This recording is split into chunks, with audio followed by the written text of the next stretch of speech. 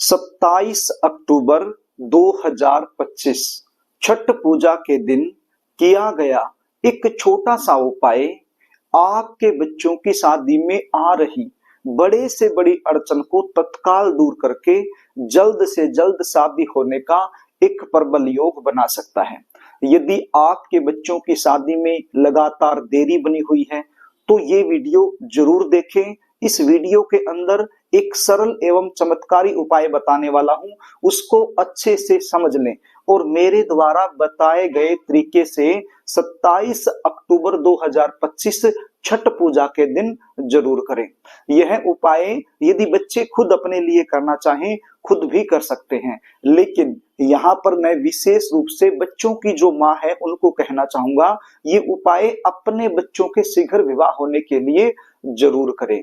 कई बार सिचुएशन क्या होती है, आपके जो बच्चे हैं चाहे वो लड़का हो या फिर लड़की हो, उनकी शादी के लिए रिश्ते तो बहुत सारे आएंगे, बातें भी कई जगह से चलेंगी, लेकिन सफलता तक नहीं पहुंच पाएंगी, बीच में ही रुक जाएंगी। देखने वाले आएंगे, देखकर चले जाएंगे, लेकिन किसी भी प्रकार का पॉजिटिव रिप्लाई सामने से आपको मिल नहीं पाएगा। आप इंतजार करते रहोगे, कुछ ऐसे रिश्ते आएंगे जो आपके लेवल के नहीं है, तो सीधी सी बात है आप अपनी तरफ से मना करते रहोगे, और कोई ऐसा रिश्ता जो आपके लेवल का है तो वो रिश्ता सामने से पक्का नहीं हो पाएगा।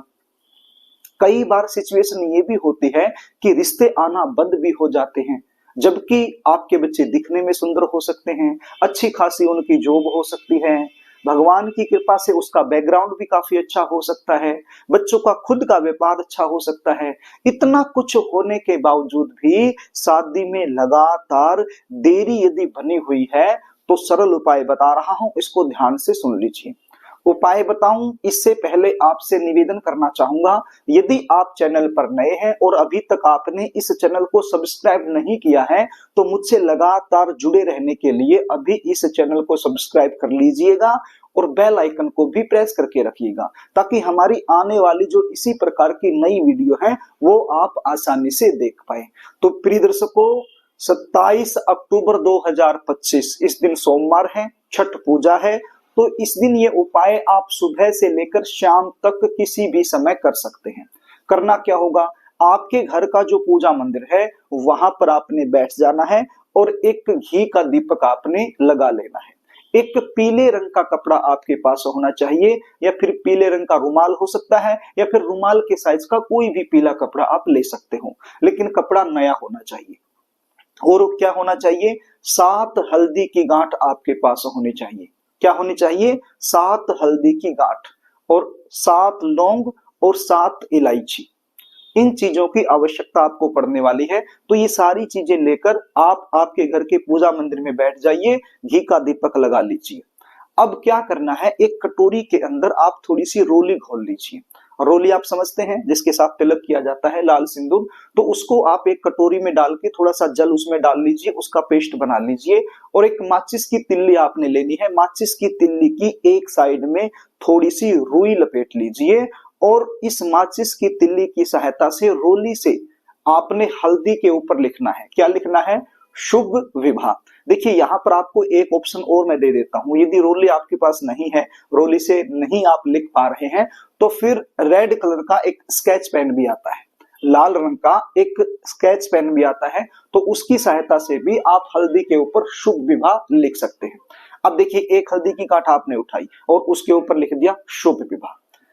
तो ये शुभ विवाह लिखने के बाद हल्दी की गांठ कहाँ रखनी है, पीले रंग के कपड़े के अंदर रखनी है। आप पहले से ही पीले रंग के कपड़े को अपने आपका जो पूजा मंदिर है वहां पर बिछा लीजिए। और ये पूजा मंदिर बड़ा नहीं है, दीवार में लगा हुआ है, तो फिर कोई थाली या प्लेट ले लीजिए, थाली या प्लेट के अंदर इस कपड़े को बिछा लीजिए। पूजा मंदिर में ही बैठ के आपने ये उपाय करना है। तो एक हल्दी की गांठ ली, उसके ऊपर शुभ विवाह लिख दिया, या तो रोली के साथ या फिर रेड कलर के स्केच पेन की सहायता से शुभ विवाह लिख दिया और कपड़े के ऊपर आपने उस हल्दी की गांठ को रख दिया। अब दूसरी हल्दी की गांठ उठानी है, उसके ऊपर भी आपने शुभ विवाह लिखना है। देखिए यहाँ पर आपको बता देता हूँ, हल्दी की गांठ पर जब आप शुभ विवाह लिखोगे तो बहुत अच्छे से दिखाई नहीं पड़ेगा, लेकिन फिर भी आपने लिख देना है, जैसा भी दिखाई पड़े नो प्रॉब्लम, आपने अपनी तरफ से लिख देना है शुभ विवाह। इसी प्रकार से प्रत्येक हल्दी की गांठ पर आपने शुभ विवाह लिखना है और पीले रंग के कपड़े में उसको रखते रहना है। अब जो 7 लोग हैं वो भी आपने अपनी मनोकामना बोलते हुए, मनोकामना क्या है, बच्चों की जल्दी शादी हो जाए, तो मनोकामना बोलते हुए वो भी पीले रंग के कपड़े में रख देनी है जहां पर आपने हल्दी की गांठ रखी हुई है। 7 इलायची ये भी आपने अपनी मनोकामना बोलते हुए पीले रंग के कपड़े में ही आपने रख देनी है। उसके बाद एक मंत्र का जाप आपने करना है। मंत्र बिल्कुल सरल है, बिल्कुल आसान है, इसको याद करने की आवश्यकता नहीं है। बहुत सारी माताएं बहनों को वैसे ही ये मंत्र याद होगा। क्या बोलना है? ओम या देवी सर्वभूतेषु मां कात्यायनी रूपेण संस्थिता नमस्तस्यै नमस्तस्यै नमस्तस्यै नमो नमः। आपको स्क्रीन पर भी दिखाई पड़ रहा होगा ये मंत्र। तो ये मंत्र आपने बोलना है। कितनी बार बोलना है? कम से कम 21 बार, और यदि 108 बार आप बोल सके तो बड़ा अच्छा रहेगा। एक बार और बोल देता हूं मंत्र, कैसे बोलना है? ओम या देवी सर्वभूतेषु मां कात्यायनी रूपेण संस्थिता नमस्तस्यै नमस्तस्यै नमस्तस्यै नमो नमः। तो ये मंत्र आपने बोलना है कम से कम 21 बार, और ज्यादा समय यदि आपके पास है तो एक माला यानी कि 108 बार इसको आप बोल दीजिए। उसके बाद ये जो पीले रंग के कपड़े में आपने रखी हैं 7 हल्दी की गांठ जिसके ऊपर शुभ विवाह आप लिख चुके हो, और ये 7 इलायची और ये 7 लौंग, ये कपड़े के अंदर ही आपने बांध देनी है, गांठ लगा देनी है, पोटली टाइप इसको बना देना है। अब इसके बाद क्या करना है? आपके जो बच्चे हैं, चाहे वो लड़का हो या लड़की हो, जिसकी शादी के लिए ये उपाय आप कर रहे हैं, तो उस बच्चे को भी पूजा मंदिर में ही एक बार बुला लीजिए और उसके माथे से एक बार इस पोटली को टच करवा लीजिए। और यदि बच्चे घर में नहीं है, कहीं बाहर रहते हैं, तो ऐसे में बच्चों का कोई फोटो घर में होगा तो फोटो से एक बार इस पोटली को टच करवा लीजिए, यानी छुआ लीजिए माथे से। तो टच करने के बाद क्या करना है उसको भी ध्यान से सुन लीजिए। आपके आसपास कोई भी ऐसा मंदिर जिस मंदिर में माता रानी की प्रतिमा रखी गई हो, चाहे वो माँ पार्वती की हो, चाहे वो माँ शेरोवाली की हो, चाहे वो माँ सरस्वती की हो, चाहे माँ कात्यायनी की हो, मतलब माता की फोटो होनी चाहिए। मंदिर कोई भी हो सकता है, ये जरूरी नहीं है कि विशेष रूप से माता का ही मंदिर हो सकता है कि माता का मंदिर आपके आसपास ना हो, यदि है तो अच्छी बात है, चले जाइए। लेकिन विशेष बात क्या है कि मंदिर कोई भी हो, लेकिन मंदिर के अंदर माता रानी की प्रतिमा रखी हुई होनी चाहिए। तो उस मंदिर में आपने जाना है और इस पोटली को अपनी मनोकामना बोलते हुए माता रानी के चरणों में अर्पित कर देना है।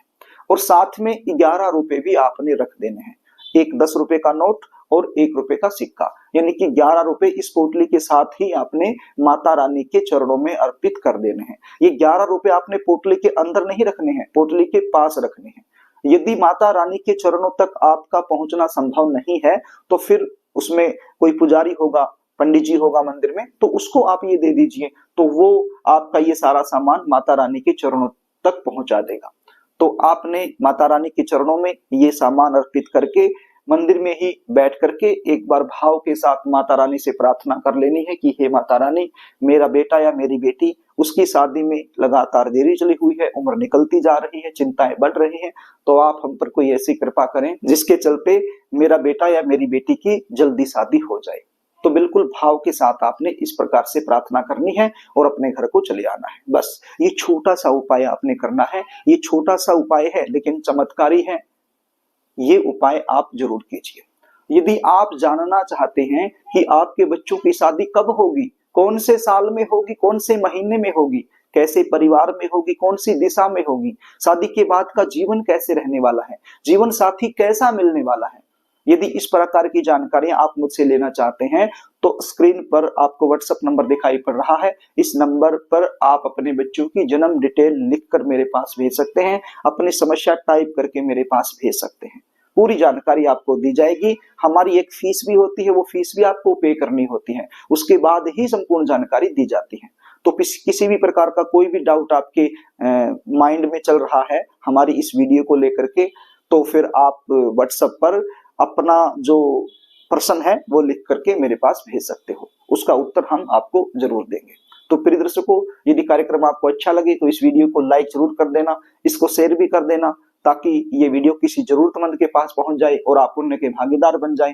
और कमेंट बॉक्स में जय माता दी जरूर लिख देना, ताकि इस उपाय का 100% लाभ आपको मिल जाए। तो प्रिय दर्शकों, आज के लिए बस इतना ही, आगे फिर मिलेंगे, तब तक के लिए नमस्कार।